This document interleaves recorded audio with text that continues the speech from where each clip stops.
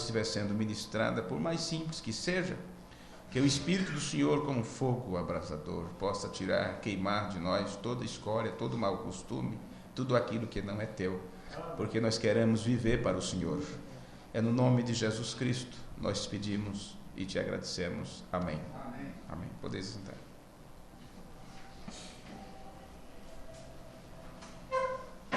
Nós estaremos dando continuidade a um culto que tivemos domingo à noite, onde nós falamos sobre o sopro da vida. Aprendemos que Deus, como a grande fonte vivente, e Davi disse que esta grande fonte vivente era luz, e disse que na tua luz veremos a luz. Então aquilo que Deus é, o verbo, palavra, não poderia vir outra coisa a não ser também verbo, palavra. E assim você pode caminhar com esse pensamento. E nós aprendemos que Deus, ao fazer o homem, ao criar, gerar ali o homem espírito, depois o revestiu com o corpo, né, do pó da terra. Então todos os elementos que há no universo está no teu corpo, está em você. Tudo que existe. Você é formado de 16 elementos. É apenas isso que necessita para formar um corpo humano: cálcio, potássio, luz cósmica, petróleo, fosfato, um bocado de elementos, 16 no total. E com isto você pode interagir através do corpo e assim ter contato com o mundo. Mas para poder viver você na presença de Deus, então você tem que ter algo muito além disso. Já não precisará apenas dos 16 elementos. Você precisará de mais 7 elementos. Só que enquanto esses 16 elementos são encontrados na Terra ou no cosmos, no universo em si, os outros 7 elementos restantes você só pode adquirir diretamente de Deus, que são as 7 virtudes ou as 7 naturezas do Cordeiro, que são fé, virtude, conhecimento, temperança, paciência, piedade e amor fraternal.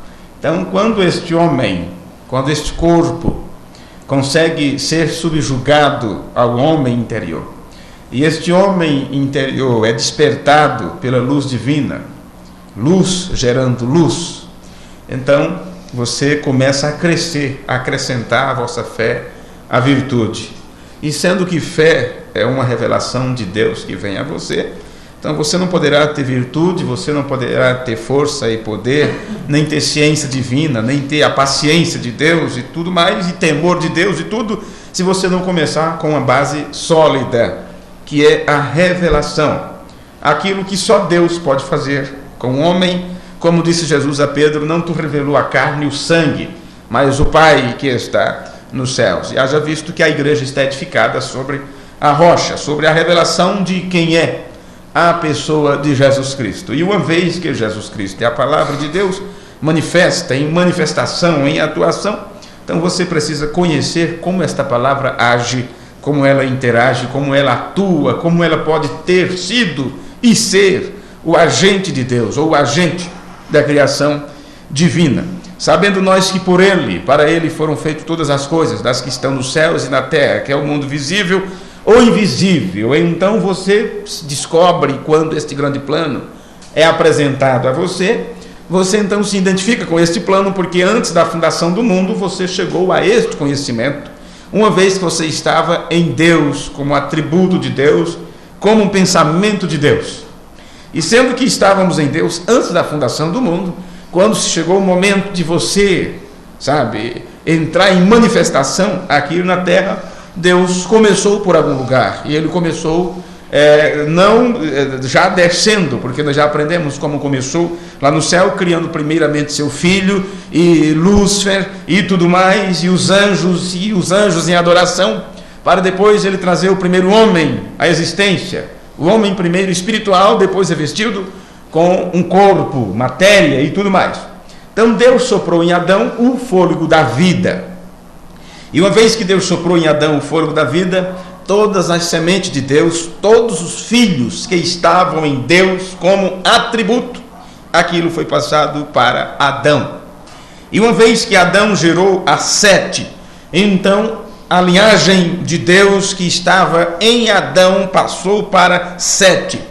E quando ele começou a produzir a linhagem da semente de Deus. Então Sete gerou a Enos. E Enos então foi agora o portador da vida, porque nele estava o sopro da vida de Deus. E este sopro da vida, ele apenas não produziria vida, mas produziria vidas. Porque Deus, primeiro para o Filho e depois aos outros filhos. Então nós encontramos no Antigo Testamento, no capítulo 5 do livro de Gênesis, nós encontramos uma lista de 10 patriarcas, os nossos primeiros pais ou antepassados, chamado pré-diluvianos, porque eles são anteriores àquele relato universal, o relato do dilúvio universal. Então estes cobrem o espaço ali que vai de Adão até Noé. E eles são, primeiro, Adão, depois Sete, depois Enos, depois Cainã, depois Maalalel, depois Jared, depois Enoque, depois Matusalém, depois Lameque e depois Noé. Então você encontra aqui esta genealogia, ou aquelas pessoas onde poderia ter o traço, que nós aprendemos a característica divina, a característica de Deus. Esses homens tinham então o sopro da vida. E nós aprendemos também que mesmo que estes homens, eles tiveram filhos e filhas, como no caso de Adão, e gerou filhos e filhas, mas em Sete caiu esta responsabilidade de ser o portador da vida, ou do sopro da vida de Deus. E depois, mesmo que Sete tenha tido vários filhos e filhas, mas somente Enos era o portador disto. E depois, mesmo que Enos teve filhos e filhas, mas Cainã era quem era o portador da vida, e assim foi até chegar Lameque e Noé. No livro de Gênesis, do capítulo 5, versículo 7, nós aprendemos isto.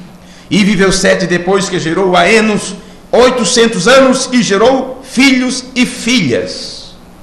E então Enos, quando ele gerou a Cainã, e Cainã gerou a Maalalel, e depois gerou a Jared, e depois a Enoque, e poderíamos seguir agora esta linhagem do sopro da vida até chegarmos a Jesus Cristo. Então, nós descobrimos também que se nós pegarmos agora em Jesus, na vida de Jesus, você vai encontrar agora a genealogia de Jesus, começando ali desde Abraão. Se você for para o livro de Mateus, onde nos mostra a linhagem do sopro da vida de Deus, de Abraão até Jesus. É importante sabermos esta genealogia, porque quando se apresentaram para Jesus algumas pessoas, se dizendo filhos de Abraão, então Jesus sabia a descendência de cada um deles. E disse, vocês não são os filhos de Abraão. Se vocês fossem filhos de Abraão, faria as obras que Abraão fez. Agora, estes homens, estas pessoas que foram acusadas pelo próprio Jesus Cristo de que não era da semente ou do sopro que foi depositado em Adão, Jesus, conhecendo isto, por outro lado, se apresentou diante de Jesus pessoas incapacitadas de fazerem parte deste plano. E ali você encontrava prostitutas, você encontra Maria Madalena, você encontra um Zaqueu, um publicano, você encontra cobradores de impostos e vários deles que tinham uma vida que os outros apontavam e eram vidas, vamos dizer assim, condenáveis.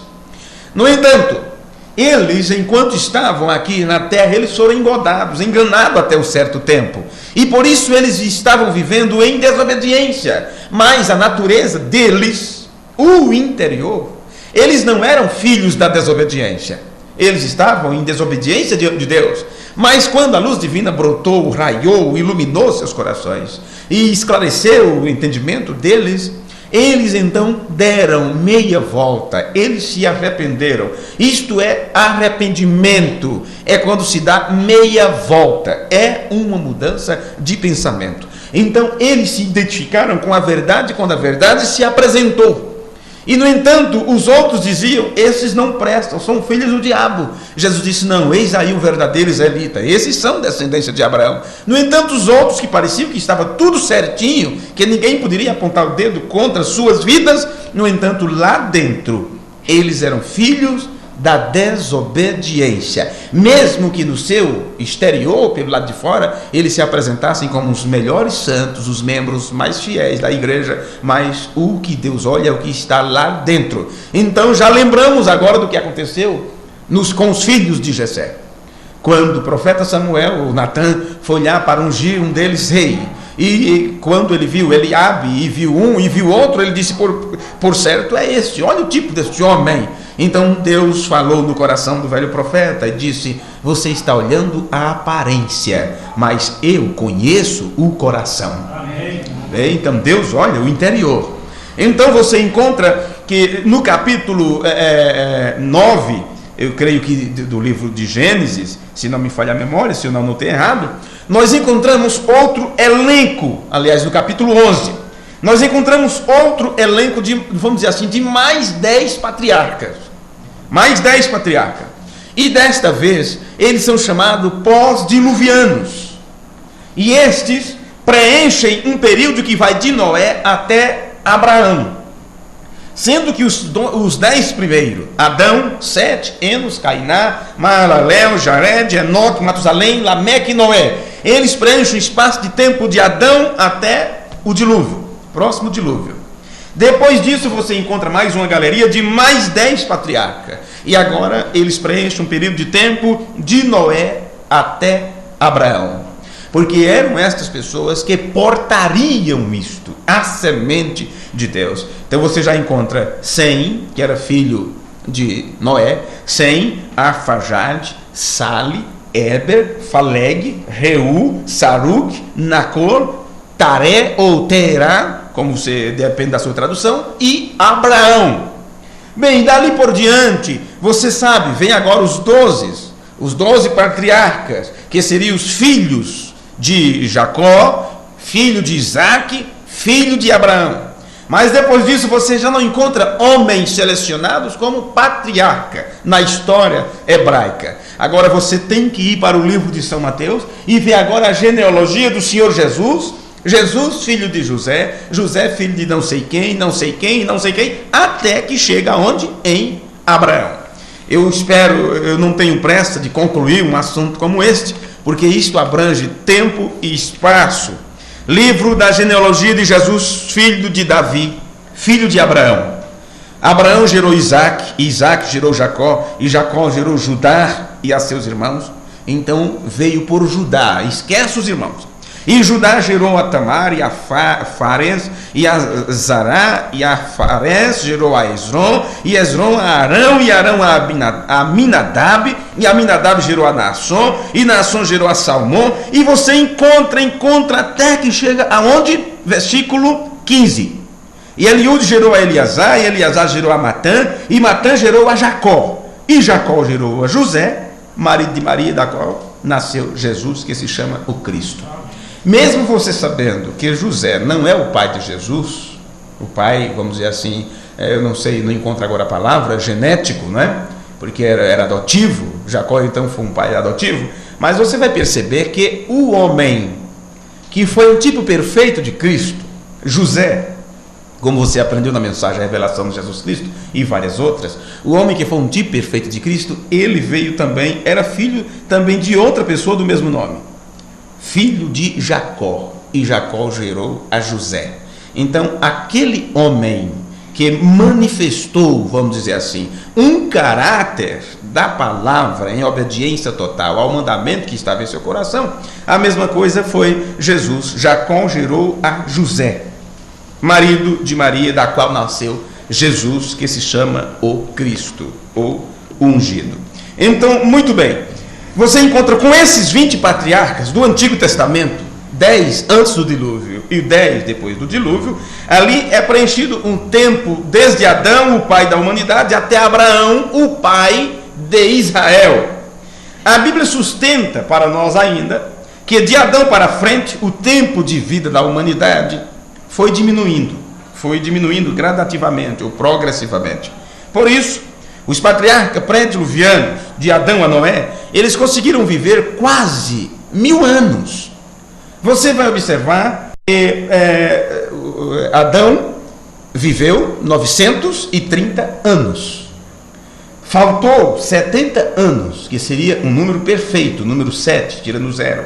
Faltou o número perfeito para ele chegar ao número 1, ao principal, que é 1000 anos. Sabe? Tudo isso tem um significado. Por isso, Mombrandi, se você não conhece os números de Deus, você ficará atrapalhado sem conhecer, então, a esse Deus. Porque ele é perfeito, a numerologia de Deus é perfeita. Então, você vai observar que depois disso, os outros patriarcas pós-diluvianos, eles morreram mais jovens, entre 600 a 200 anos. Foi baixando. Segundo Gênesis capítulo 6, versículo 3, o próprio Deus determinou para que baixou um decreto de suas idades, dizendo que seria de quantos? 120 anos a idade deles. Ele disse, daqui por diante, eles viverão aproximadamente apenas 120 anos.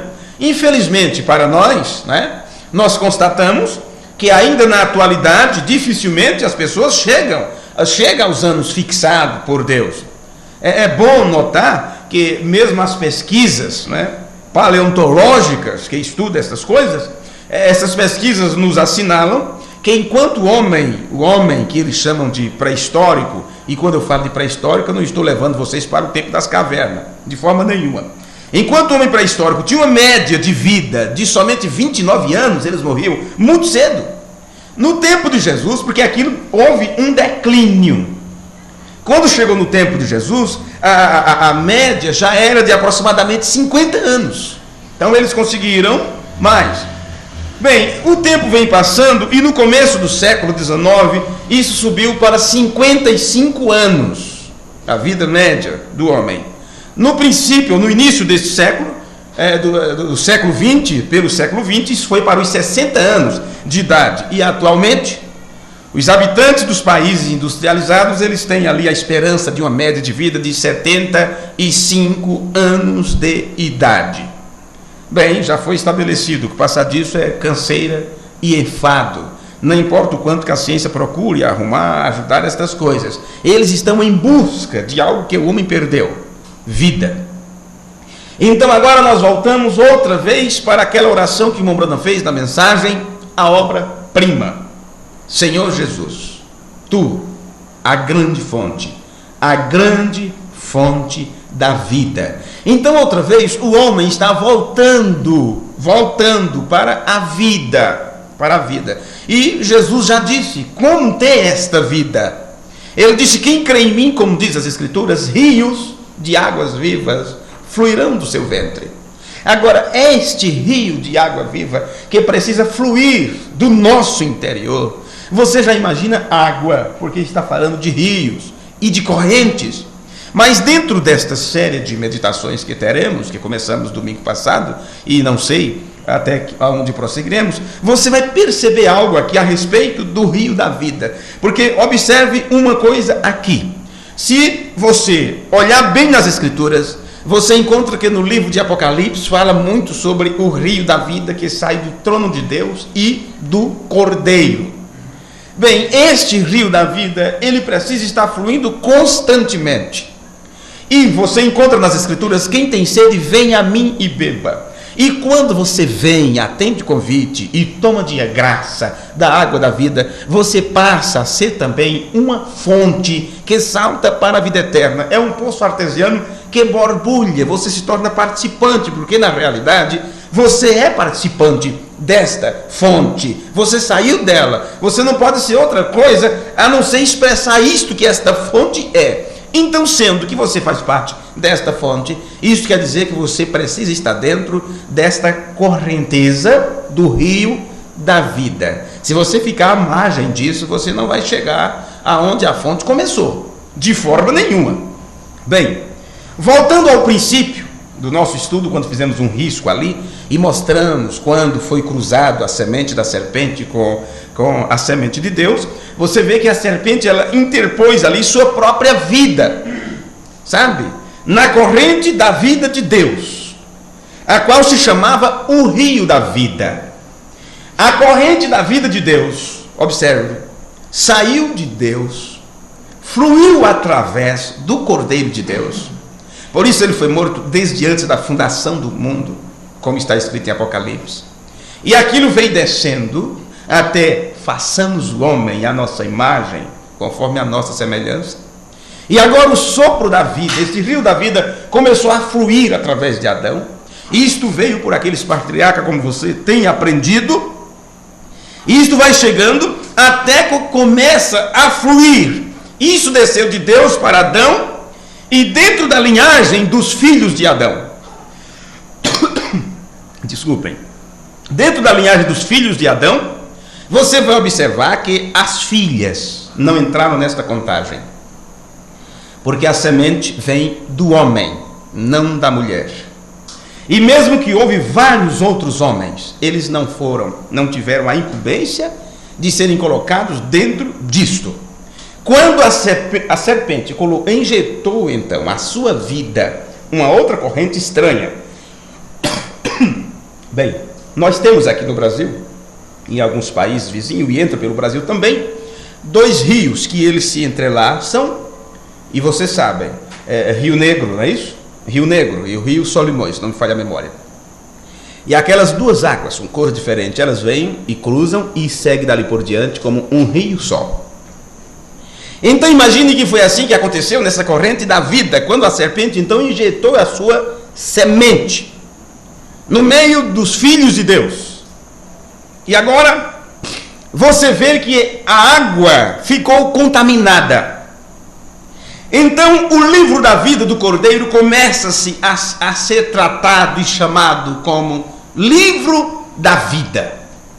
Porque enquanto o livro da vida do Cordeiro trata-se da semente eleita e predestinada dos filhos de Deus, agora o livro da vida teria que registrar estes outros acontecimentos. E você precisa entender isto de uma vez por todas, que esta fonte esteve em Deus, logo passou para Adão. Adão se tornou mordomo disto, sabe? Adão se tornou mordomo.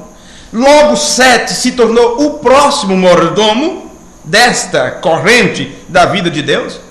E assim sucessivamente, de geração em geração, como sabemos, até que chegou nos dias do bendito Salvador, quando Jesus Cristo entrou em cena. Observe que ali houve um tempo quando já não havia uma corrente pura, de forma alguma. A vida que vinha de Deus, o rio da vida, teve um cruzamento com uma outra espécie ali. Então algo começou a se desenrolar e a tomar lugar. Porque daquela fonte da vida, dali por diante ela começou a brotar águas doces e amarga, ou doce e salgada. Então, se antes poderia-se saber pela genealogia e pela descendência quem era ou não era, dali por diante já não se sabia mais. Então os papéis ficaram invertidos e trocados. E muitas vezes quem era chamado de filho de Deus, na verdade, era uma semente da serpente. E muitos que eram apontados como incrédulos, como infelizes, era estes que Deus se manifestava. Então, quando Jesus começou a pregar o Evangelho e a chamar a semente eleita e predestinada para estar com eles e ouvir a palavra, estes eram criticados, e as grandes igrejas, e os grandes templos, e os grandes movimentos, e as pessoas bem conceituadas diziam: veja quem anda com ele, veja o tipo de pessoas que anda com ele, porque chegou-se o momento que eles estavam olhando apenas a aparência e não o fruto. Então Jesus disse: pelo fruto se conhece a árvore. Quando estas árvores começarem a produzir, você vai observar que estas árvores vêm de genealogia, de geração e tudo. Quando estas árvores começaram a produzir, elas mostravam que estavam plantadas junto a ribeiros de águas e que dava fruto na estação própria. Então eram pessoas que estavam bebendo da fonte, que beberam da fonte da vida e começaram a brotar, a manifestar também a vida de Deus. E você vai notar nas Escrituras que quando aquilo aconteceu desde o Antigo Testamento, e começou a jorrar, a se misturar água doce e água amarga, fora de um mesmo lombo, sabe?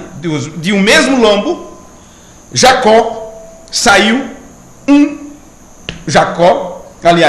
do mesmo Isaac, saiu um Jacó que amava a palavra de Deus, daria a vida pela palavra, e um Esaú que fez pouco caso da bênção da primogenitura. Ele não teve muito cuidado com aquilo. Então, a Israel foi ordenado casar-se apenas com pessoas que tinham a mesma fé, a mesma linhagem, se conhecia a descendência, os mesmos princípios. Foi orientado a não se juntar com os pagãos, com os incrédulos, para não contaminarem a semente de Israel. Então, quando eles faziam algo e se misturavam e casavam com pessoas que não criam no verdadeiro Deus, não obedeciam os mandamentos, então eles eram expulsos da congregação, vamos dizer assim, a pontapés, eram tirados do meio da congregação e não poderiam voltar, a sua descendência não poderia voltar para a igreja senão depois de 14 gerações, ou 10 gerações, ou seja, como você veja aí nas suas escrituras. Então eu quero ler algo aqui na mensagem. No princípio não foi assim. William Branham, no parágrafo 50, ele disse: no Antigo Testamento, um menino que era híbrido, um filho híbrido quer dizer que vem de uma mistura, crente com incrédulo, pagão com pessoas que realmente tinham fé em Deus e tal. No Antigo Testamento, uma criança que era híbrida, nascida fora do santo matrimônio, não podia nem mesmo entrar na congregação do Senhor por 10 gerações. Tomava 10 gerações para arrumar isto. São 400 anos. Um menino ilegítimo. Mesmo não podia vir para a congregação do Senhor. A hibridação. Uma mulher que fazia o voto a seu marido e vivia com outro homem e tinha um bebê dele, isso era uma coisa horrível. Isso está na mensagem. No princípio não foi assim. Pregada por William Marion Branham.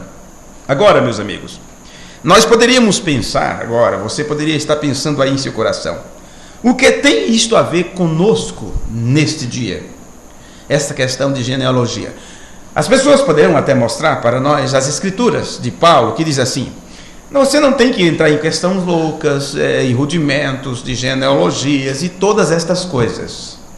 E as pessoas interpretam aquilo e, puxa vida, eu poderia entrar aqui em outros detalhes, mas aí eu sairia do foco do nosso assunto. Mas a pergunta é: o que tem que ver conosco neste dia, este assunto de gerações e genealogia e tudo mais? Bem, o que estou tratando de dizer neste culto, do culto passado, é isto: estes homens que a eles foi confiado a semente de Deus, o sopro da vida de Deus, e ele tinha que passar aquilo para a próxima geração e passar para a próxima geração, a semente de Deus, de cada filho de Deus que alguma vez nasceria na terra, ela foi colocada em Adão por Deus mesmo. E quando ele soprou em Adão o sopro da vida, o fôlego da vida, e Adão passou uma alma vivente, em Adão estava todos nós, todos os filhos de Deus.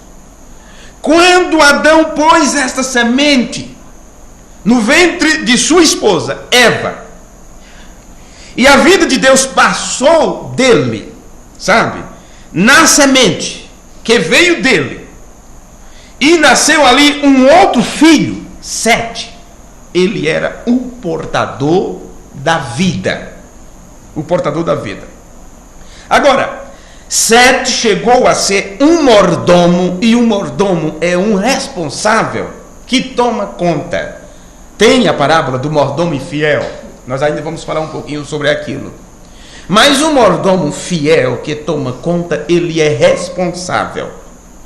E ele precisa entender cada canto da casa. Ele tem que saber onde está cada peça, cada fusível, cada coisa, cada lâmpada, o que tem na despensa, porque ele está ali para tomar conta. Ele não está ali para viver uma vida de mordomia. Ele é um responsável. E mesmo que o seu chefe, que o patrão viário, saia de casa, o mordomo está ali para tomar conta de tudo. Por isso que nas histórias, nos livros que se escreve, quando acontece um acidente, um roubo, uma morte, qualquer coisa, o primeiro culpado é quem?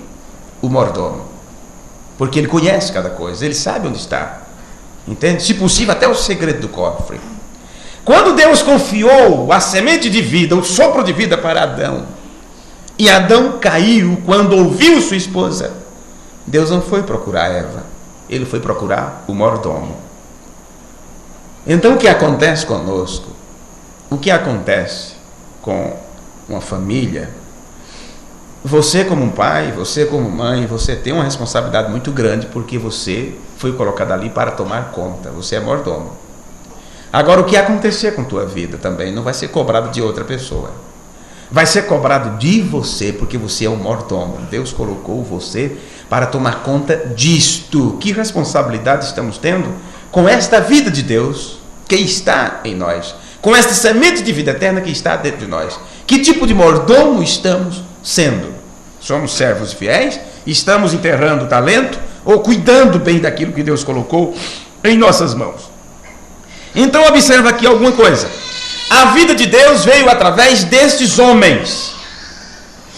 E enquanto alguns de gerações futuras depois dele, eles mostravam atributos verdadeiros da vida de Deus, no entanto, tinha outros, nascido do mesmo vaso, nascido do mesmo pai, o mesmo pai que se havia confiado a vida de Deus, tinha ali 2, 3, 4 filhos, e daqueles que saíam, um manifestava a vida de Deus e os outros manifestavam atributo de desobediência.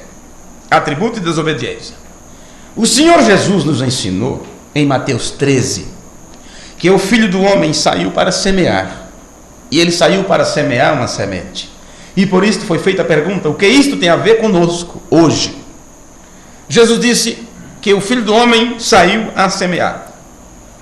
Bem, nós sabemos que esta semeadura, a semente que foi semeada, Jesus disse que são os filhos do reino, os filhos de obediência, e foram chamados também os filhos do reino. Nós entendemos que aqueles que são a semente de Deus, ou os filhos de Deus, eles foram semeados pelo Filho do Homem. Então você descobre também que esta semente que foi semeada e que são os filhos do reino, esta semente é o que? A palavra de Deus. Deus não poderia semear outra coisa a não ser aquilo que ele é, a palavra. Observe isto. No Evangelho de Marcos, no capítulo 4, nós somos ensinados por Jesus que existe uma semente boa que foi semeada. Esta semente, ele disse, é a palavra de Deus. Agora, eu quero que entendam que estes filhos foram o sopro de Deus. Foi aquilo que foi soprado, aquela foi a semeadura. Quando o profeta do Senhor nos mostrou isto, dizendo que o livro de Gênesis é o livro dos começos, e ali em Gênesis está semeando, em Apocalipse se está colhendo. Você vai observar que outra vez o Filho do Homem entra em atuação. E somente neste tempo é que nos é entregue o mistério desta semente. Quem são esta semente que foi semeada? Para que você saiba se você é um desses grãos ou não. Entenda isto.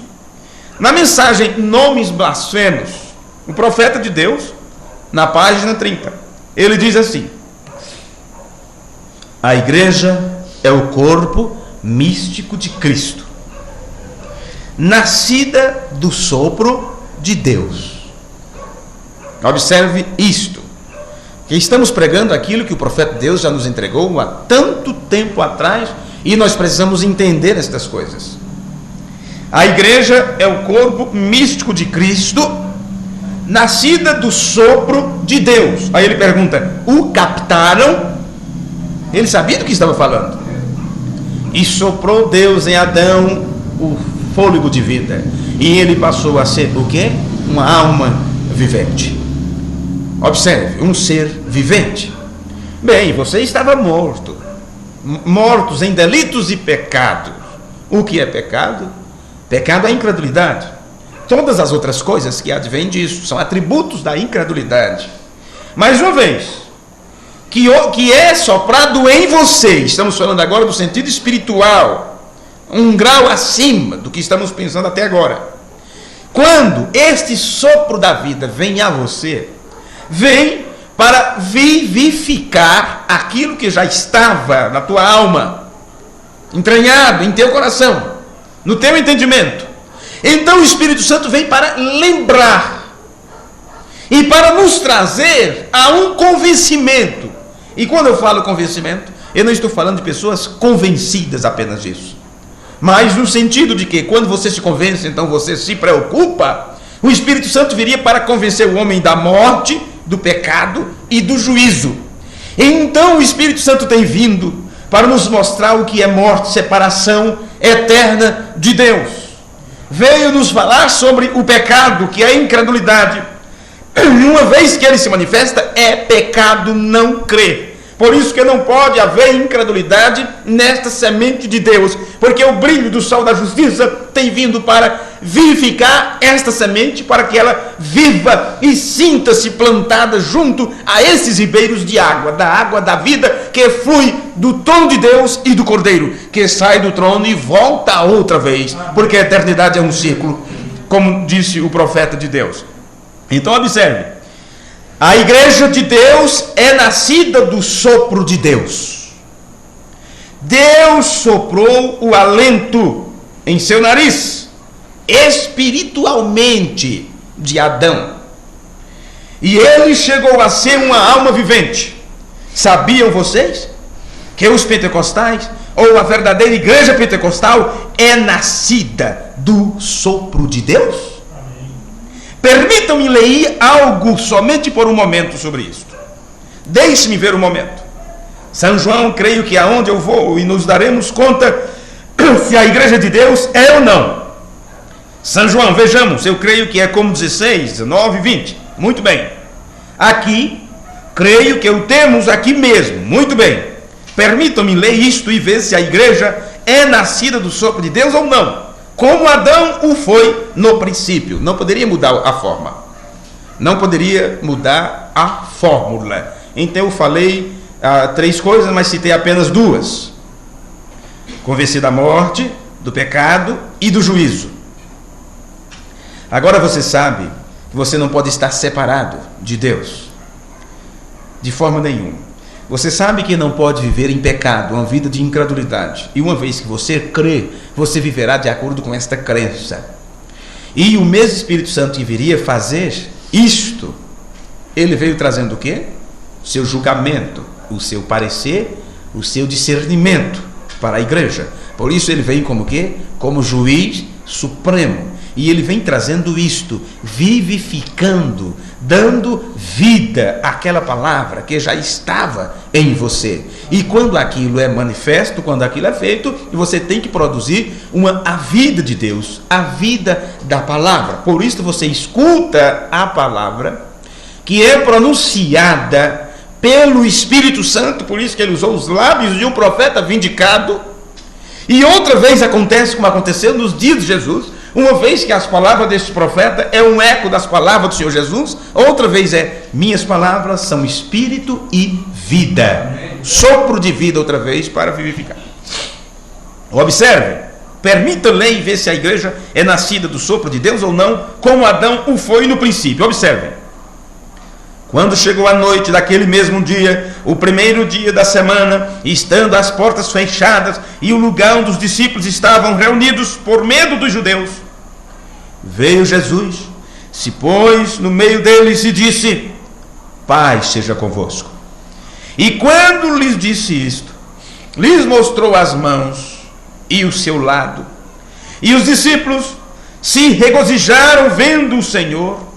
Então Jesus lhes disse outra vez: paz a vós. Como me enviou o Pai, assim também eu os envio.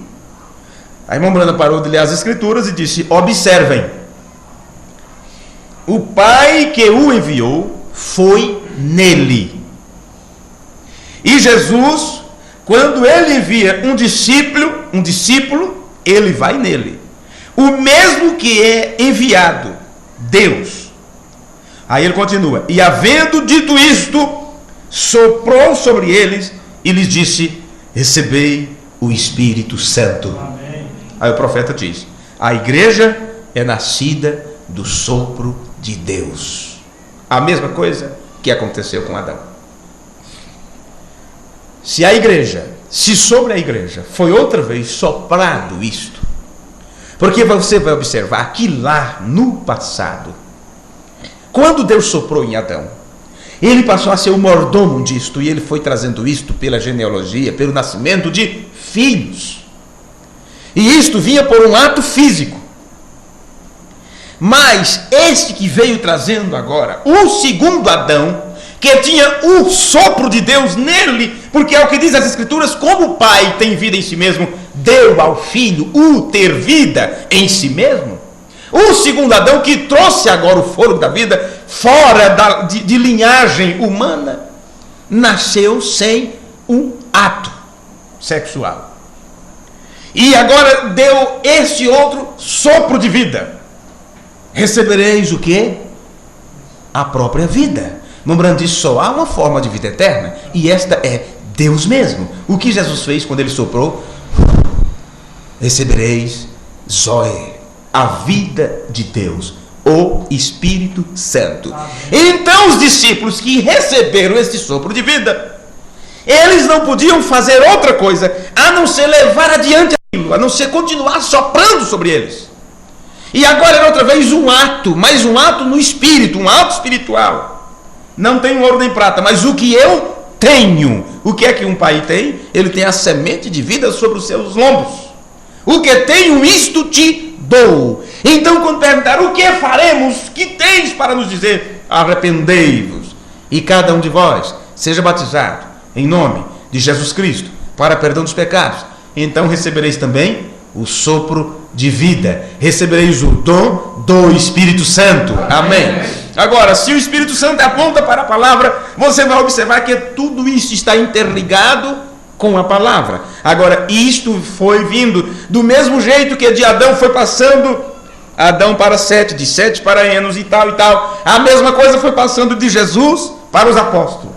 E o último apóstolo a morrer foi João. Mas antes de João morrer, ele passou este fôlego da vida para quem? Para Policarpo. Antes de Policarpo morrer, ele passou aquele fôlego de vida para Irineu. E daí a pouco, outra vez, agora no espiritual, a semente da serpente se infiltrou. E de Niceia para cá, isso ficou tudo misturado. Até que depois de tudo aquilo, chegando à plenitude dos tempos, o Senhor Jesus veio e entrou em cena. Do mesmo jeito agora, outra vez, é manifesto o Filho do Homem, para então fazer a separação. Agora, para mostrar quem são estas pessoas, porque durante todo o tempo estava tudo misturado durante as eras. Então Deus levantou um profeta, usou uma carne e disse assim: através deste homem, todos os cabos que estavam soltos será colocado no lugar, e outra vez os filhos de Deus saberão a sua descendência, a sua genealogia. Então quiseram nos enganar, dizendo que você era católico, que você era batista, que você era espírita, que você era assembleiano, que você era adventista, que você era isto. A palavra de Deus veio e disse: não, você é filho e filha de Deus. Amém. Esquece essa genealogia carnal. Tem o Espírito Santo dentro de você que mostra de onde você veio e para onde você vai. Mostra o teu origem e o teu destino. Aí está o plano completo, o plano de Deus mostrado a você. Bem, na mensagem a ele ouvi, eu vou ler só isso aqui para concluir. A ele ouvi, no parágrafo 14, o irmão Bruno disse: agora, quando um homem é inspirado e lê a palavra inspirada, as duas inspirações juntas dão um resultado. Agora, não importa quão bem estude a palavra, não lhe fará bem até que seja inspirado. Você mesmo Vem? E isto precisa da inspiração. A palavra, observe, a palavra, a Bíblia Sagrada, Membrando diz, a palavra já está inspirada, porque homens de Deus foram inspirados pelo Espírito Santo para escrever. A palavra já está inspirada, de modo que o que necessitamos hoje é uma inspiração sobre nós. Não adianta simplesmente você dizer, a Bíblia é inspirada por Deus. Todo mundo diz isso, as igrejas dizem isso, todas as religiões dizem isso. A Bíblia é inspirada por Deus. Mas o que adianta a Bíblia ser inspirada e você não ter a inspiração? O que adianta a Bíblia ser inspirada e essa inspiração não está sobre o homem? Então ele não vai entender, ele vai colocar a sua própria interpretação. Vamos ver o que Membrando diz. A palavra já está inspirada, de modo que o que necessitamos hoje é uma inspiração sobre nós. Deus limpando com uma nova inspiração e soprando, outra vez o sopro aqui, e soprando sobre nós seu poder e seu amor, e Ele mesmo, que pode inspirar a nós para nos vivificar e levantar-nos e nos levantar na sua palavra. E então a palavra foi trazida nesse espírito de inspiração. Logo você virá milagres sucedendo e coisas produzindo-se. Bem, a palavra inspirada em atuação, ela tem que fazer o quê? Você vai ter que ver o quê? Milagres sucedendo. Bem, mas nós estamos aqui lendo algo pregado por um homem que mais realizou milagre nesta terra, porque Jesus disse, maiores que essa farão. E durante toda a história, nenhum homem foi tão usado por Deus como William Branham para orar pelos enfermos, expulsar demônios, levantar mortos, paralíticos, cegos e tudo mais. O que veio depois disso foi imitação. Me aponte cada um deles, cada um dos pregadores de cura divina que vieram dos anos 50 para cá, e eu vou te mostrar uma boa imitação do ministério de William Branham, e às vezes uma imitação muito fraca, que nem deveria ser chamada de imitação. Mas esse homem está dizendo que quando isso acontece, a palavra é trazida pelo Espírito, e logo você verá milagres sucedendo e coisas produzindo-se, porque os dois vêm juntos. Você sabe que milagre é este? É aquilo que ele disse, olha, o maior milagre que eu posso testificar é ver um homem, uma mulher, arrependido dos seus pecados, em prantos diante de Deus, querendo consertar a sua vida. Isso é muito mais importante do que um paralítico andar, do que um morto ressuscitar. Porque não adianta, o paralítico começa a andar e vai fazer tudo que até der errado de novo. O cego volta a enxergar e começa a ganhar dinheiro com seu testemunho, a enricar com testemunho por aí afora. Mas uma pessoa arrependida de seus pecados, ele está nascendo no reino de Deus. Não há dinheiro que pague isso. Uma alma vale mais que o mundo inteiro. Então, meus amigos, uma vez que você recebe o sopro da vida do Espírito Santo, a palavra inspirada, a inspiração do Espírito vem sobre você, e essas duas coisas na sua vida terá que produzir um milagre.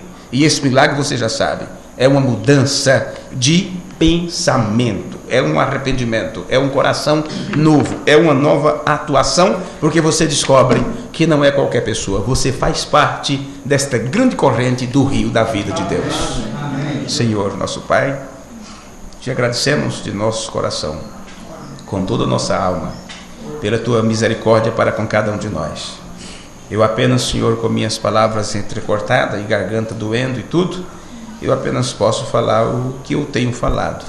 Mas o Espírito Santo, o Mestre, o Guia, ele pode pegar essas simples palavras e transformar os nossos corações, perdoar nossos pecados, tirar dos nossos corpos físicos e mortais toda doença, toda fraqueza, tudo aquilo que atrapalha a nossa caminhada. Pai bendito, que esse Espírito Santo possa nos dar a fé de Jesus Cristo, uma revelação genuína e verdadeira, a ponto de pontuarmos cada palavra do Senhor com um amém, com um assim seja, porque sabemos que faz parte das nossas vidas. Ajude essas pessoas, as pessoas que estão aqui presentes, Senhor. Só Tu sabes o motivo que cada um está aqui. Tu conheces os nossos corações, Tu conheces as nossas vidas. Então que cada um, aquilo que veio buscar da parte do Senhor, que lhe seja concedido no nome de Jesus Cristo. Ajude a cada um de nós, Pai, e da próxima vez que voltarmos aqui, que o Senhor parta o pão da vida para nós. Abençoa teus filhos, abençoa os irmãos que estarão viajando logo mais. Agradeça ao Senhor por a vida de cada um deles, pela dedicação, pela sinceridade de seus corações, pela luta que eles travam para estar diante do Senhor. Constantemente estamos em guerra com o nosso adversário. Mas, Pai, pedimos que o Teu Espírito Santo entre em cena e nos revista com toda a armadura de Deus, para poder resistir ao diabo nesses dias maus. Ajuda os irmãos que estão nos ouvindo nesse instante pela internet. Que eles sejam ajudados e abençoados pelo Senhor. No nome de Jesus Cristo nós te pedimos. Amém. Amém. Deus abençoe e tenham todos uma semana abençoada. E até sexta-feira, se o Senhor nos permitir. Deus o guarde.